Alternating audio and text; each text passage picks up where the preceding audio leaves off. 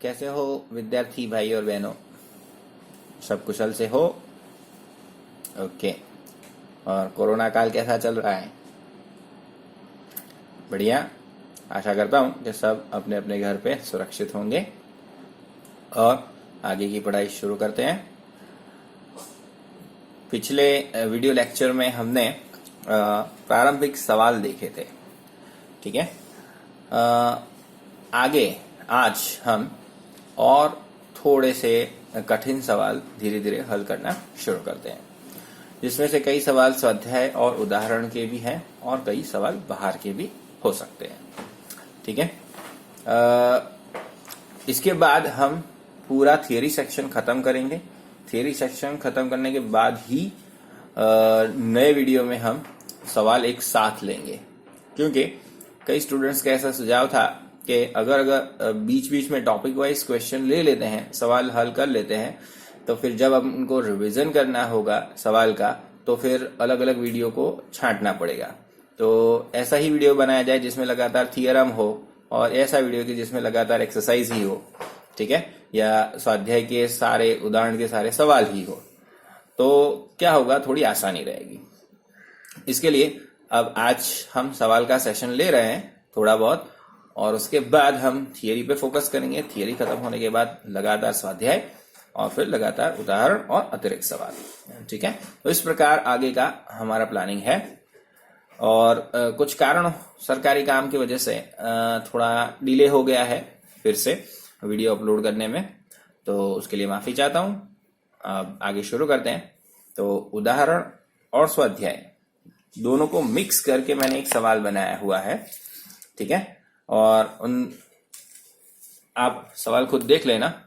Heart of the question यानी कि दोनों सवालों को मिला के जो जो चीजें हमें ज्ञात करनी है वो मैंने बड़ी आसान भाषा में यहाँ पे लिखा हुआ है, ठीक है। चलिए, तो सवाल कुछ इस प्रकार है, 3 विभागों में कि 2 प्रोटॉन या 2 इलेक्ट्रॉन या फिर 1 प्रोटॉन एवं 1 इलेक्ट्रॉन, ठीक है, उन दोनों के मध्य जो विद्युतीय बल लगेगा और गुरुत्वाकर्षीय बल लगेगा, उन दोनों की आपको तुलना करनी है, ठीक है। और इसमें मैं 2 विभाग हल करूंगा, एक विभाग आपके ऊपर छोड़ूंगा, आपको खुद सॉल्व करना है और नीचे उसका जो स्टेटमेंट आता है अंतिम में, ठीक है, कंक्लूजन, वो आपको खुद लिखना है, बराबर। उसके बाद आपको k² अपॉन g_MEmP ये कैसे आता है, ठीक है, और उसे सिद्ध भी करना है कि ये विमाहीन है, यानी कि इसके मात्रक हम रखेंगे स्टेप बाय स्टेप, और सारे के सारे मात्रक अगर उड़ जाते हैं तो ही हम कह सकते हैं कि ये जो परिणाम हमें दिया है वो विमाहीन है, उसकी कोई भी विमा नहीं है, ठीक है। और साथ साथ में अंतिम सवाल कुछ इस प्रकार है कि आप जो बल ज्ञात करते हो उसके ऊपर से न्यूटन के नियम का उपयोग करके आप इलेक्ट्रॉन तथा प्रोटॉन का त्वरण ज्ञात करें, ठीक है। तो कुल मिला के एक उदाहरण में है और एक स्वाध्याय में है ये सवाल, और इस सवाल को हम अब हल करना शुरू कर देते हैं। पर इसके लिए हमें जो और आवश्यक राशि है उसका मान हम यहाँ पे लिख देते हैं, जैसे कि g की वैल्यू। तो g का मान कितना है, g is equals to 6.67 into 10⁻⁻11 newton into metre square पर किलोग्राम स्क्वायर, ठीक है। उसी प्रकार k का मान कितना है, तो k इज इक्वल्स टू, बहुत आसान है, 9 into 10⁻⁹ newton into metre square पर कूलम स्क्वायर, ठीक। फिर मास ऑफ द प्रोटॉन और mass of the electron mp, तो 1.66 या 1.67 भी ले सकते हो, इंटू 10⁻⁻27 किलोग्राम, ओके। और mass of electron 9.1 into 10 to the power -31 kilogram. ठीक है। अब सबसे पहले मैं क्या करता हूं,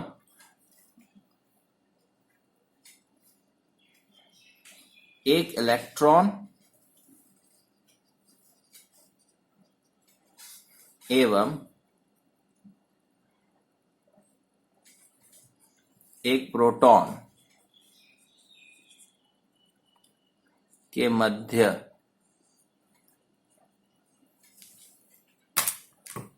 कूलम्ब बल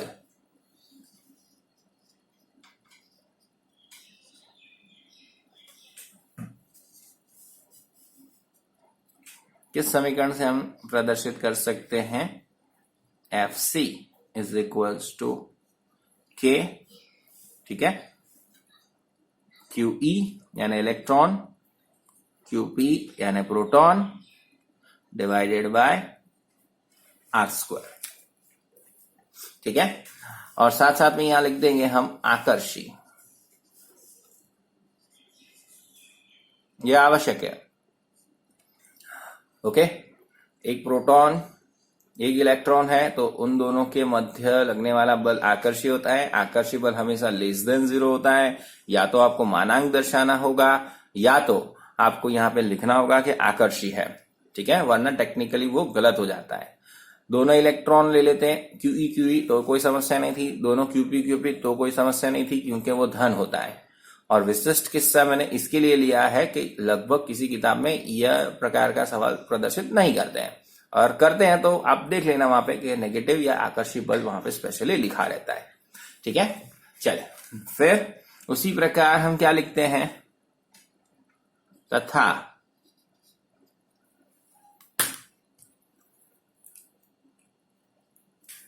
गुरुत्वाकर्षी बल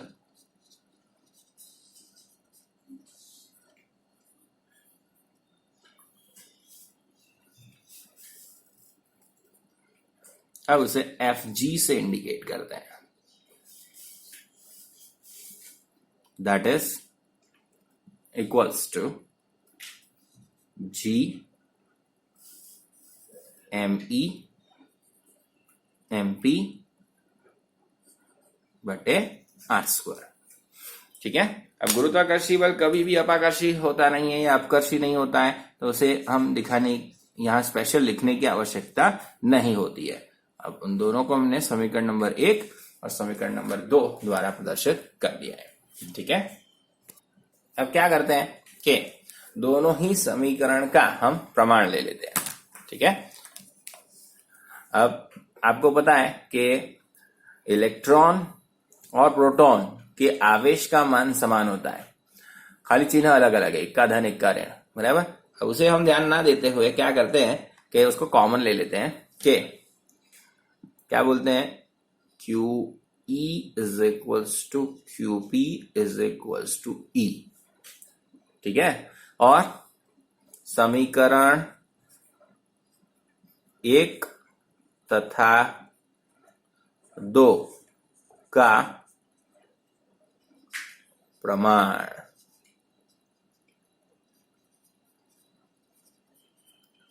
लेंगे। देखें तो ऊपर क्या रहेगा, Fc कोलंबियन फोर्स का Fc बटे में गुरुत्वाकर्षी बल का Fg। ठीक है। चलिए, कोलंबियन फोर्स का क्या था, K, फिर QE QP, अब उसको मैंने कॉमन E बोलने को कहा है, तो E इंटू E यानी E² हो जाएगा। ठीक है, भाग R²। और उसी प्रकार नीचे किसका इक्वेशन रखेंगे, गुरुत्वाकर्षी बल का, तो क्या होगा, G ME MP बटे R²। हर का चले जाएगा, अंश में चले जाएगा। ठीक है। चलिए, तो यहां पे ये कट गया, सो देयरफॉर Fc भाग Fg बराबर हमारे पास बचता है के ई स्क्वायर बटे G M E M P. ठीक है,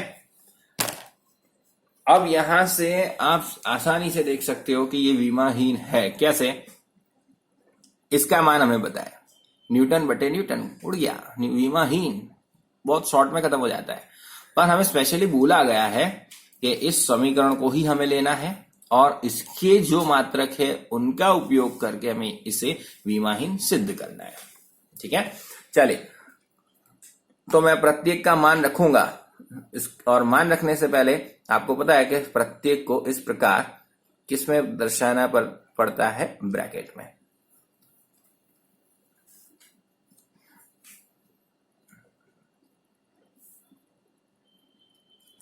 सबका मात्रक रख देंगे हम यहां पे। विमीय समीकरण रखना है तो भी रख सकते हो आप।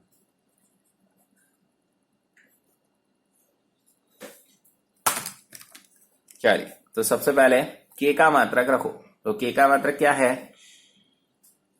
के लिए न्यूटन इंटू मीटर स्क्वायर भाग कूलम के लिए, सॉरी, के लिए कूलम स्क्वायर हो गया। फिर ई स्क्वायर, यानी स्क्वायर क्या है? स्क्वायर का मान क्या है? अब ई, ठीक है, तो उसका क्या आएगा? ई यानी कि 1.6 इंटू 10⁻⁻19।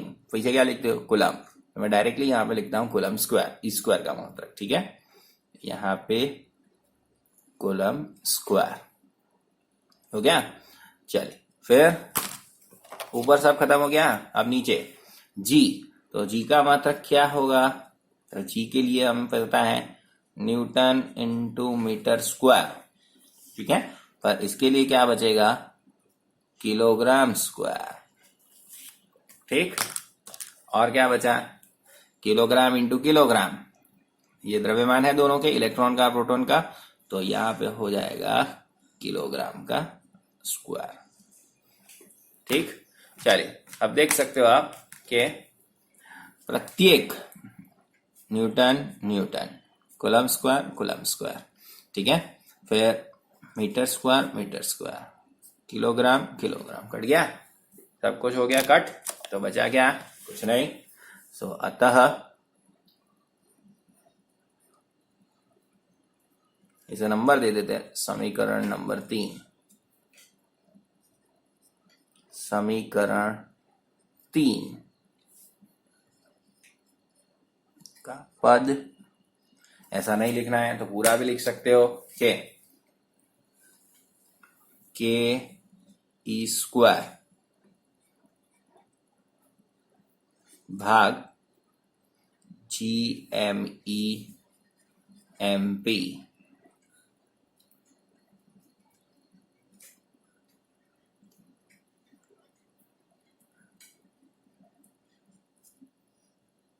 क्या है? विमाहीन है।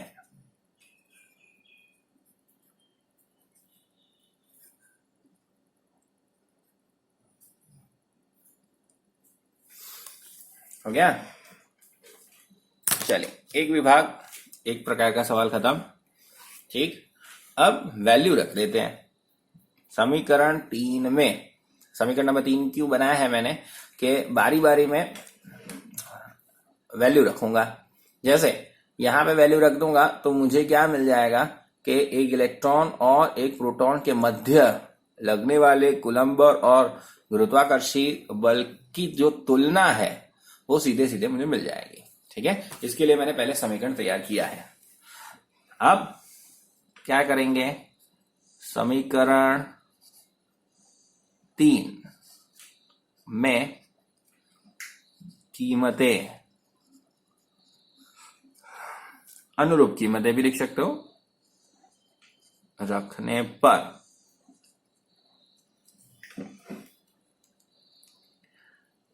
F C upon Fg। हर एक मान रख देते हैं। चलिए सबसे पहले के का मान 9 गुणे 10 की 9, ठीक है। फिर E यानी कि एक इलेक्ट्रॉन है एक प्रोटॉन है, बराबर। तो एक बार प्लस 1.6 एक बार माइनस 1.6 होगा, बराबर। पर यहाँ वहां पे हमें लिखना होगा कि वह बल क्या है, आकर्षीय, वरना क्या दिखाना पड़ेगा, मानांक या फिर आपको मोड। तीन में से एक चीज अवश्य इस्तेमाल करनी है। हम क्या करते हैं, 1.6 गुणे 10 की माइनस 19 का वर्ग, ठीक है, भाग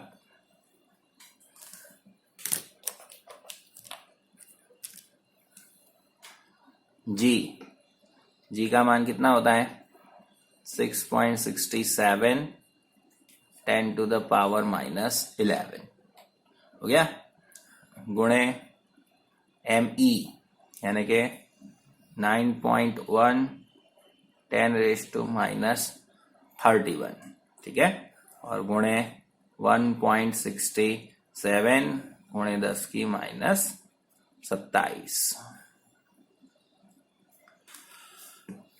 हो गया। सारी कीमतें रख दी, अब उसे हल कर दो। ओके, चलिए मैं इसे हल करके बताता हूं। देखिए 9 गुणे 1.6 गुणे 1.6, ठीक है, वर्ग हो गया, भाग 6.67 भाग 9.1 भाग 1.67, ठीक है। तो 0.22 के करीबन आता है। चलिए देखिए मैंने लिख दिया है और घातों को भी सॉल्यूट करके लिख दिया है मैंने। देखिए 9, तो 9 ये ऊपर जाएगी तो प्लस 11, ऊपर जाएगी तो प्लस 31, ऊपर जाएगी तो प्लस 27, 19 दूने 38 यानी माइनस 38, बराबर। इसको सॉल्व आउट करो तो 20 10 30 51 7 58 58 68 78, 78 में से 38 जाएगा तो 40 बचेगा, ठीक है। सो देयरफॉर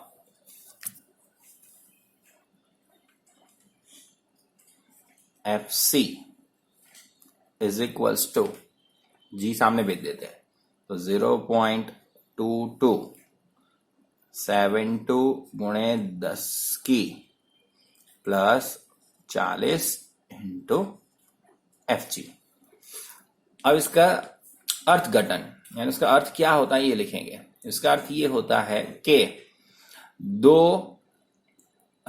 एक इलेक्ट्रॉन और एक प्रोटॉन के मध्य लगने वाला आकर्षी बल, ठीक है, कूलम्ब बल के मुकाबले, ठीक है, यानी कि लगने वाला गुरुत्वाकर्षी बल, ऐसा लिखेंगे।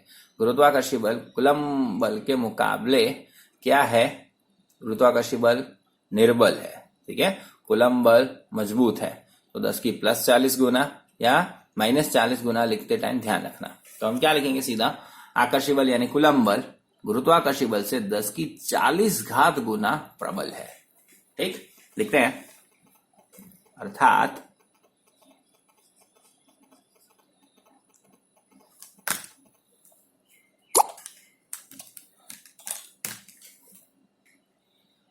एक इलेक्ट्रॉन एवं एक प्रोटॉन के मध्य आकर्षी बल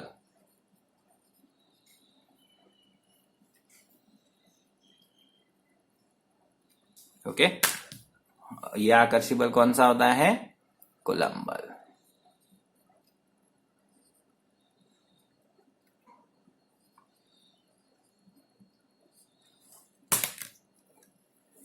गुरुत्वाकर्षी बल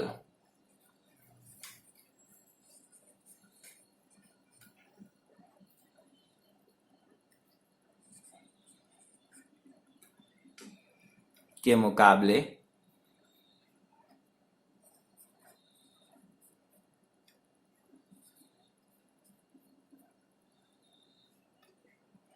10 की प्लस 40 गुना ज्यादा है, अतिरिक्त है, मजबूत है, ऐसा लिख सकते हैं। ठीक है। दूसरी चीज खास हमें पता है कि ये क्या है, बल क्या है, प्रकार कौन सा है इसका, Aakarshi.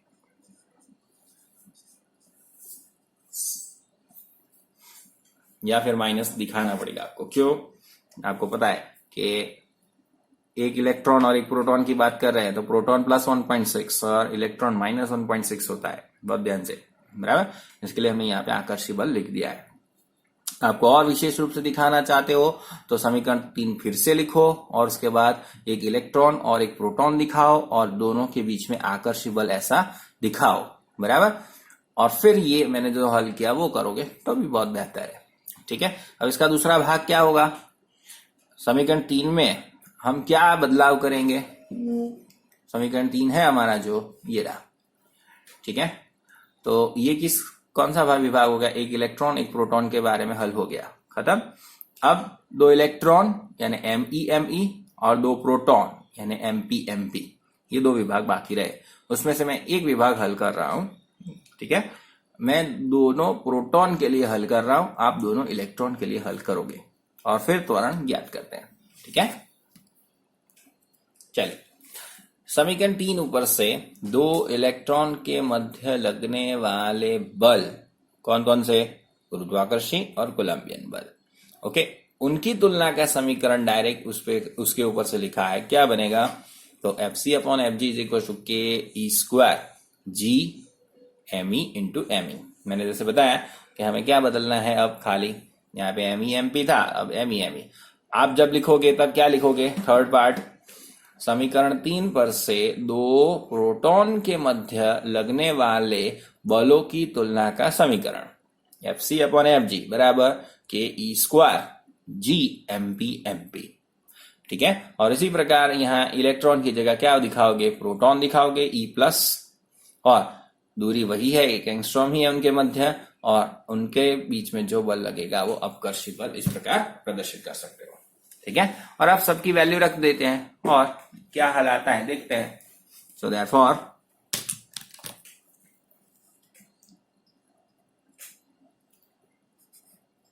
Fc/Fg is equals to 9 गुणे 10 की 9 गुणे 1.6 10 की -19 उसका वर्ग भाग 6.67 गुणे 10 की -11 और इलेक्ट्रॉन का द्रव्यमान 9.1 गुणे 10 की -31 और उसका वर्ग। ठीक है। चलिए अब इसे हल कर देता हूं और फिर लिखता हूं। देखिए 9 गुणे 1.6 गुणे 1.6 भाग 6.67 भाग 9.1 भाग 9.1। ठीक है। तो 0.4171 आया है। चलिए मैंने हल कर दिया, यहाँ पे देख सकते हो आप 0.0417 आया था हमारा उत्तर, और फिर घात हमने लिख दिए 9 11 उसी तरह 31 दूनी 62 ऊपर आ गया, 19 दूनी 38। ओके, अब इसका हल करते हो तो 44 आता है। ठीक है, यानी कि 20 और 62 82 में से 38 गए तो 44 बचते हैं। ठीक, और एक पॉइंट हटा देते हैं तो 0.417 गुणे 10 की -+43 घात। ठीक है, उसका अर्थ क्या होता है कि 2 इलेक्ट्रॉन के मध्य लगने वाला कुलंब बल, ठीक है, वो गुरुत्वाकर्षी बल से 10 की 43 गुना अधिक है। प्रारंभ में हमने पढ़ा था जब 10 की 40 गुना जितना मैंने बताया था 2 इलेक्ट्रॉन के मध्य लगने वाला बल, ठीक है। ये हमने थ्योरेटिकल वैल्यू रख के यहाँ पे ज्ञात किया था, वो प्रायोगिक मूल्य मिला था हमें, ठीक है। तो यहाँ पे हमने अब देखा कि कूलम्ब बल गुरुत्वाकर्षण बल से काफी अतिरिक्त मात्रा में लगता है। अब तीसरा विभाग आपका बाकी कौन सा, सेम टू सेम। अब यहाँ पे वैल्यू क्या आएगी, खाली 1.67 गुणे 10 की माइनस 27, और यह उत्तर आपको ला रहा है 10 की 36 गुना, मैं अभी से बता देता हूँ, ओके। 10 की 36 गुना भारी है। ये आप हल करोगे, ओके, खुद, और मुझे व्हाट्सएप पे सेंड करोगे कैसे किया है आपने, ठीक है। अब आगे बढ़ते हैं। उसका नेक्स्ट विभाग जो है हमारा, वो कुछ उन दोनों का हमें क्या ज्ञात करना है, एक बार इलेक्ट्रॉन का और एक बार प्रोटॉन का हमें त्वरण ज्ञात करना है, ठीक है। तो क्या करते हैं पहले कि समीकरण रख के सबसे पहले बल ज्ञात कर लेते हैं। कैसे, देखिए,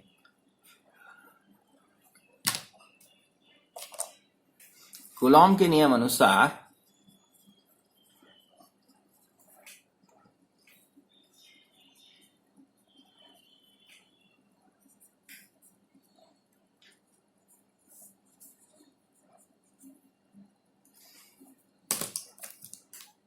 दो इलेक्ट्रॉन के लिए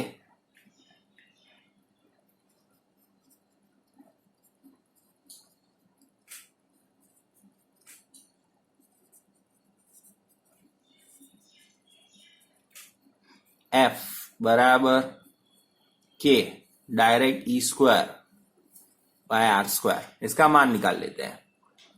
दैट इज इक्वल्स टू 9 गुणे 10 की 9, 1.6 गुणे 10 की माइनस 19 का वर्ग, भाग अंतर आपको बोला हुआ है 1 एंगस्ट्रॉम, यानी 10 की माइनस 10 मीटर और उसका वर्ग, ठीक है। अब इसे हल कर लो, करते हैं। 9 गुणे 1.6 गुणे 1.6 यानी 23.04, ठीक है। ये तो ऊपर चला जाएगा, तो 23.04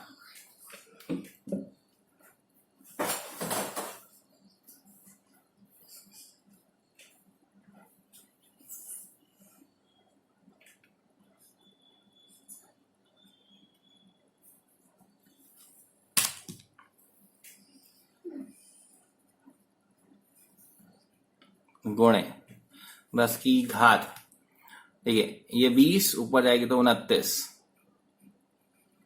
10 की प्लस 29 माइनस 38, ठीक है, अर्थात -9 बचेगा, ठीक है। लिख देते हैं। So therefore F is equals to 23.04 गुणे 10 की माइनस 9 न्यूटन हो गया। अब क्या करेंगे कि अगर ये बल अब त्वरण हम अगर इलेक्ट्रॉन के लिए ज्ञात कर रहे हैं तो न्यूटन के नियम अनुसार F is equal to ma यानी me, ओके, यानी कि इलेक्ट्रॉन का द्रव्यमान, और ae यानी इलेक्ट्रॉन का त्वरण। और प्रोटॉन के लिए करेंगे तो mp यानी प्रोटॉन का द्रव्यमान, ap यानी कि प्रोटॉन का त्वरण, ठीक है। चलिए लिखते हैं। चलिए देखिए, लिख दिया मैंने। न्यूटन के नियम अनुसार F is equal to meae electron के लिए, ठीक है, और F is equal to mpap proton के लिए रखा जाएगा। me यानी कि इलेक्ट्रॉन का द्रव्यमान, mp यानी प्रोटॉन का द्रव्यमान, ae इलेक्ट्रॉन का त्वरण, ap प्रोटॉन का त्वरण, ठीक है। चलिए तो F is equal to meae रखा हमने। हमें ज्ञात करना है ae इलेक्ट्रॉन का त्वरण, that is equal to F upon me। अब F का मान हम ऑलरेडी ज्ञात कर चुके हैं। 1 एंगस्ट्रॉम दूरी के लिए कितना लाए थे, 23.04 गुणे 10 की माइनस 9, तो वही हमने रख दिया फिर से यहाँ पे 23.04 गुणे 10 की माइनस 9, ठीक। फिर me इलेक्ट्रॉन का द्रव्यमान 9.1 गुणे 10 की माइनस 31। अब इन दोनों का भाग ले लेते हैं, तो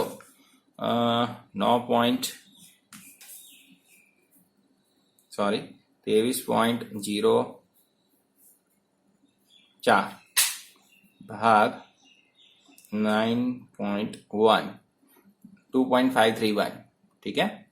तो दैट इज इक्वल्स टू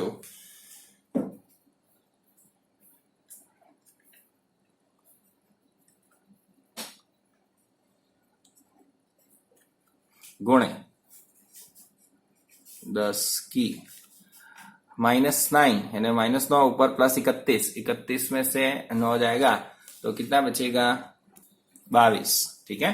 तो 10 की 22 घात मात्रक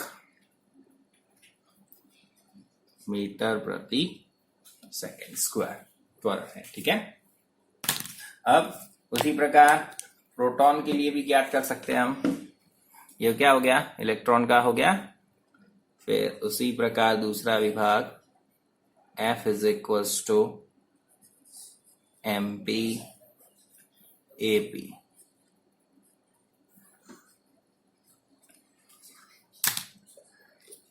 तो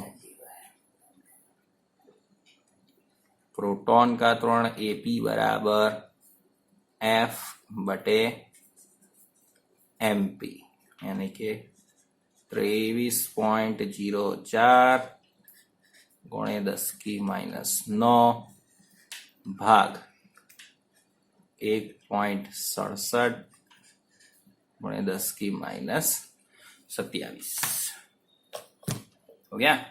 चलो अब इसे हल कर देते हैं।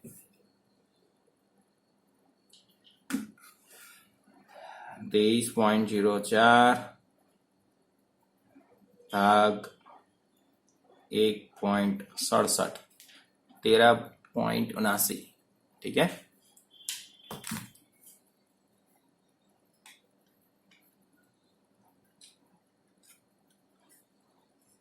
गुणे 10 की -9 प्लस 27 18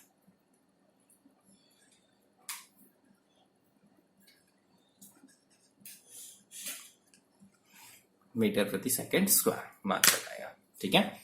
चलिए, तो कुल मिला के मैंने एक विभाग आपको ऊपर छोड़ा हुआ है यहाँ पे, बराबर, और एक उदाहरण का और एक स्वाध्याय का, दोनों सवाल को मिला के सबसे आसान तरीके से हमने आज यहाँ पे सीख लिया किस प्रकार हम दो इलेक्ट्रॉन के मध्य जो बल लगता है, दो प्रोटॉन के मध्य जो बल लगता है, या एक इलेक्ट्रॉन या एक प्रोटॉन के मध्य जो बल लगता है, उनके बलों की तुलना कैसे कर सकते हैं, ठीक है। और उनकी तुलना का समीकरण जो हम तैयार करते हैं वो विमाहीन है, वो भी देख लिया हमने। और इलेक्ट्रॉन एवं प्रोटॉन अगर एक दूसरे से 1 एंगस्ट्रॉम जितनी दूरी पर रखे जाए तो कितने त्वरित होंगे, ठीक है, या कितने त्वरण के साथ गति करेंगे, ये हमने यहाँ पे देखा हुआ है। क्लियर। चलिए आगे बढ़ते हैं। स्वाध्याय का 1.6 सवाल है, ठीक है। मुझे 4 कुल मिला के आवेश दिए गए हैं। QA बराबर 2 माइक्रोकूलम, QB बराबर -5 माइक्रोकूलम, QC बराबर 2 माइक्रोकूलम और QD बराबर -5 माइक्रोकूलम, जो एक ABCD, ठीक है, वर्ग के जो जिसकी भुजाएं 10 सेंटीमीटर जितनी लंबी है, ओके, उसके ऊपर रखे गए हैं और उसके मध्य में, ठीक है, ये चौकोर जो बनता है उसके मध्य में 1 माइक्रोकूलम जितना आवेश रखा गया है और उस पर कितना बल लगेगा वो मुझे ज्ञात करना है, ठीक है। सबसे पहले मैं चित्र बना देता हूं जिससे आसानी पड़े समझने में। चलिए मैंने चित्र बना दिया है। देखिए QA बराबर 2 माइक्रोकूलम, B बराबर -5 microcoulomb, QC 2 microcoulomb again, QD बराबर -5 माइक्रोकूलम। इस प्रकार एक समबाहु चतुर्भुज की भुजाओं के कोने पर रखे गए हैं यहाँ पे, ठीक है। अब मुझे क्या ज्ञात करना है, इनके मध्य केंद्र पर एक माइक्रोकूलम जितना आवेश रखा गया है, ठीक, तो उसके ऊपर कितना बल लगेगा वो मुझे ज्ञात करना है। अब देखिए ध्यान से, प्लस है ये आवेश, धन आवेश है, तो धन आवेश और ऋण आवेश के मध्य कौन सा बल लगता है, बारी बारी से हर एक को जांचते हैं और उसकी दिशा भी प्रदर्शित करते हैं।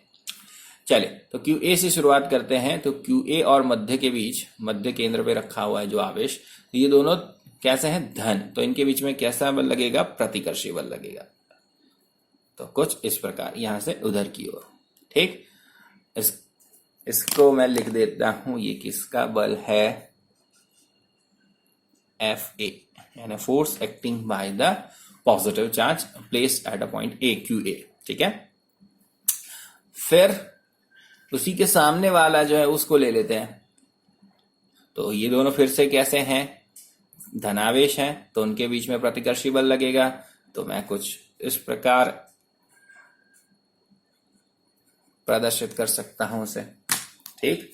तो ये हो गया FC।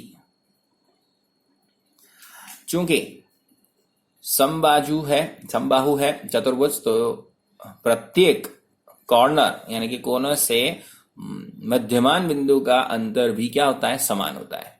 आवेश समान, अंतर समान, और लगने वाले बल क्या है, विपरीत दिशा में है, तो उनका जो परिणामी बल है वो हमेशा क्या रहेगा, शून्य रहेगा। तो FA प्लस FC बराबर क्या हो जाएंगे, शून्य होंगे, ठीक है। उसी प्रकार आगे बढ़ते हैं।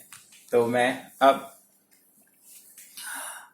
C की बात कर रहा हूं। तो एक धनावेश और एक ऋणावेश, उनके बीच में कैसे बल लगेगा, आकर्षी बल। तो कुछ इस प्रकार मैं आकर्षी बल यहां से प्रदर्शित कर सकता हूं, ठीक है। तो ये कौन सा हो गया, FB, force acting on a particle B। FB माने बेस, फेसबुक नहीं, हाँ। चलिए फिर उसी प्रकार D आवेश और जो मध्य केंद्र पर रखा है आवेश, दोनों ही क्या है, एक धन एक ऋण, तो उनके मध्य क्या लगेगा, आकर्षी बल लगेगा। तो ये हो गया आपका FD, ठीक। देख सकते हैं फिर से, आवेश समान, अंतर समान, ठीक है, दोनों ही विपरीत दिशा में, तो परिणामी बल शून्य लगेगा, ठीक है। तो हमने यहां पे देखा कि मध्य केंद्र पर रखे गए आवेश पर कोई भी बल नहीं लगेगा। चलिए, तो बहुत आसान है। अब शॉर्ट ट्रिक याद रखिए, ये थोड़ा सा विशिष्ट किस्सा था, इसके लिए मैंने समझा दिया। जब भी बहुकोण देते हैं, त्रिभुज, चतुर्भुज, ठीक है, पंचकोण, षटकोण, और प्रत्येक कोने पर अगर आवेश समान रखा जाता है, +Q या -Q, तो हमेशा केंद्र पर बल तथा विद्युत क्षेत्र शून्य ही रहता है, ठीक है। और अगर सामने सामने, देखिए आमने सामने, इधर रखता तो अलग होता, इधर रखता तो कुछ अलग होता, शून्य नहीं होता, बराबर। तो आमने सामने अगर भुजाओं कोने पर समान आवेश है इधर, ठीक है, जैसे यहाँ पे -5 और -5, तो भी क्या लगेगा, बल शून्य लगेगा। सामान्य नियम क्या कहता है कि यदि प्रत्येक भुजाओं पर, प्रत्येक भुजा के कोने पर, यहां पर क्या रखे हैं, आवेश समान रखे हैं, तो ही बल केंद्र पर शून्य रहता है, ठीक है। अब यहाँ पे आप कह सकते हो सर प्रत्येक कोने पर तो आवेश अलग अलग है, फिर भी बल शून्य है। तो दूसरा नियम क्या है कि यदि सामने सामने वाले, अपोजिट साइड, आवेश समान है, तो भी उनके ऊपर बल क्या रहेगा, शून्य ही रहेगा, ठीक है। अब इसे शॉर्ट में लिख देते हैं, फिर आगे बढ़ते हैं। चलिए पढ़ लेते हैं। चित्रानुसार मध्य बिंदु पर प्रत्येक आवेश द्वारा आरोपित बल दर्शाया गया है। आप ऐसे भी लिख सकते हो, FA, FB, FC और FD द्वारा दर्शाया गया है, ठीक है। फिर F1 मैंने प्रदर्शित किया है अलग से। F1 क्या है, तो F1 FA और FC का परिणामी बल है, ठीक है। हमने देखा वो 0 है, तथा F2 जो FB और FD यानी B बिंदु और D बिंदु पर रखे गए आवेशों द्वारा लगाया बल, उनका परिणामी F2 है वो भी 0 है। क्यों? क्योंकि Fa तथा Fc बल समान मूल्य के हैं तथा एक आपस में विपरीत दिशा में है, अतः उनका परिणामी बल क्या होता है? 0 होता है। अब कुल बल F1 प्लस F2 क्या हो जाएगा? 0 हो जाएगा। ठीक है, हमें पता है पर लिखना भी आना चाहिए कि किस प्रकार ये चीजें लिखी जाती हैं। क्लियर? चलिए अब स्वाध्याय में से और एक सवाल लेते हैं। 1.11 मैं पढ़ता हूं। ठीक है, ऊन से रगड़े जाने पर कोई पॉलीथीन का टुकड़ा 3 गुणे 10 की 7 घात -7 कूलम ऋणावेशित पाया गया। ठीक है, तो आपको ज्ञात करना है ए स्थानांतरित यानी कि इलेक्ट्रॉनों की संख्या तथा क्या ऊन से पॉलीथीन में संहति का स्थानांतरण भी होगा, यानी कि द्रव्यमान में कोई परिवर्तन आएगा कि नहीं आएगा, ऐसे सवाल पूछे गए हैं। ठीक है, 2 प्रकार के। अब याद रखिए हमेशा कि जब भी कोई भी वस्तु या पदार्थ ऋणावेशित होता है, कब ऋणावेशित होगा? जब उस पर अतिरिक्त इलेक्ट्रॉन आएंगे तब। और इलेक्ट्रॉन का खुद का द्रव्यमान होता है, तो जब भी पदार्थ ऋणावेशित होता है तब उसका द्रव्यमान बढ़ता है। उसी प्रकार उल्टा कि यदि कोई पदार्थ धनावेशित होता है तो उसका द्रव्यमान घटता है। जितना द्रव्यमान धनावेशित वस्तु या पदार्थ का होगा, या फिर जो पदार्थ धनावेशित होगा और उसके द्रव्यमान में जितनी कमी आएगी उतनी ही बढ़ोतरी जो ऋणावेशित पदार्थ होगा उसके द्रव्यमान में उतनी बढ़ोतरी होगी। ठीक है, यानी कि द्रव्यमान का संरक्षण यहाँ पे आप कह सकते हो, द्रव्यमान उत्पन्न नहीं होगा बीच में से। बराबर, जैसे इलेक्ट्रॉन जितने गए उतने ही सामने आए, बराबर, बीच में से एक्स्ट्रा इलेक्ट्रॉन नहीं आते। हमने क्या कहा था? आवेशों का संरक्षण। उसी प्रकार द्रव्यमान हर एक का उतना ही होगा, तो जितना जाएगा उतना दूसरी सतह पर आएगा। चलिए, तो अब पहले उसे हल करते हैं कि पॉलीथीन का जो टुकड़ा है, बराबर, वो ऋणावेशित हुआ है। तो अब कहां से कहां इलेक्ट्रॉन गए होंगे? बहुत आसान है कि ऊन से पॉलीथीन के टुकड़े पर इलेक्ट्रॉन गए हैं। ऐसा भी सवाल ब्रैकेट में लिखा हुआ है कि किस से किस पदार्थ में। ठीक है, तो कौन ऋणावेशित पाया गया? फिर से सवाल में पढ़ता हूं कि ऊन से रगड़े जाने पर कोई पॉलीथीन का टुकड़ा 3 गुणे 10 की -7 घात कूलम के ऋणावेशित से पाया गया। ठीक है, यानी ऋणावेशित कौन हुआ है? साफ साफ बताया हुआ है शब्दों में कि पॉलीथीन का टुकड़ा ऋणावेशित हुआ है। उसका अर्थ क्या हुआ? इसके ऊपर इलेक्ट्रॉन आए हैं। तो कहां से आए हैं? तो ऊन के ऊपर से आए हैं। ठीक है, ऊन यानी वो वाला ऊन नहीं है जिससे हम स्वेटर बनाते हैं, वो वाला ऊन। ठीक है, चलिए, Q बराबर 3.2 × 10⁻⁻7 कूलम मैंने लिख दिया है, और Q बराबर -ne लिखा हुआ है। क्यों? क्योंकि यहाँ पे परिणामी आवेश हमें क्या मिला हुआ है? ऋण। ठीक है, और जब इलेक्ट्रॉन की बात हो रही है तो हमें ऋण निशानी लगानी पड़ेगी। चलिए देखते हैं। So therefore N is equals to क्या लिख सकते हैं? -Q/E। ठीक, क्या हो गया? N यहाँ पे छूट गया, बाकी सब उधर चला गया, दोनों साइड माइनस दे दिया हमने। बराबर, अगर ये नहीं करते तो नंबर आपका जो है वो ऋण आता, और ऋण नंबर के इलेक्ट्रॉन गए, -1 इलेक्ट्रॉन गया, ऐसा नहीं कह सकते आप।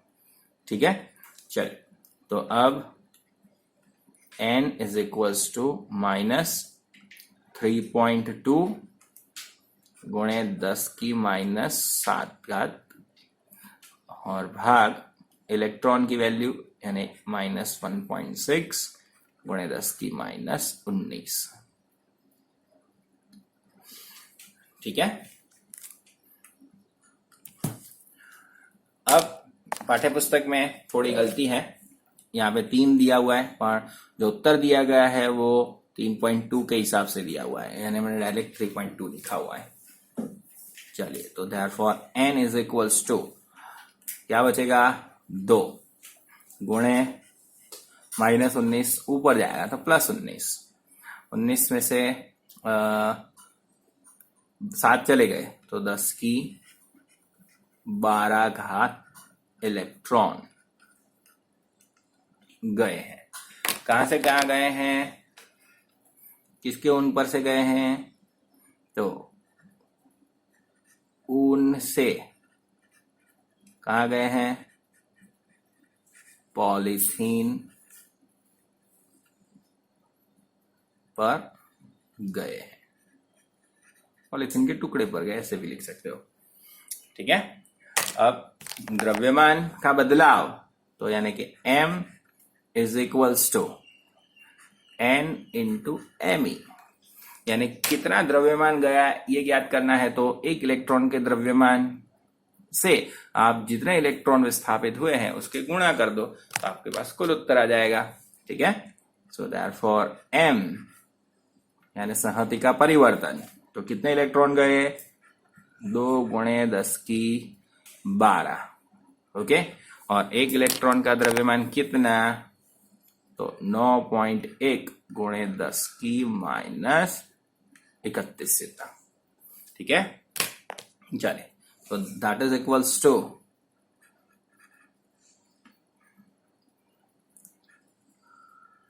18.2 गुणे 31 में से 12 गए तो कितने बचे, 19 बचेगा। ठीक है, तो गुणे 10 की -19 घात किलोग्राम।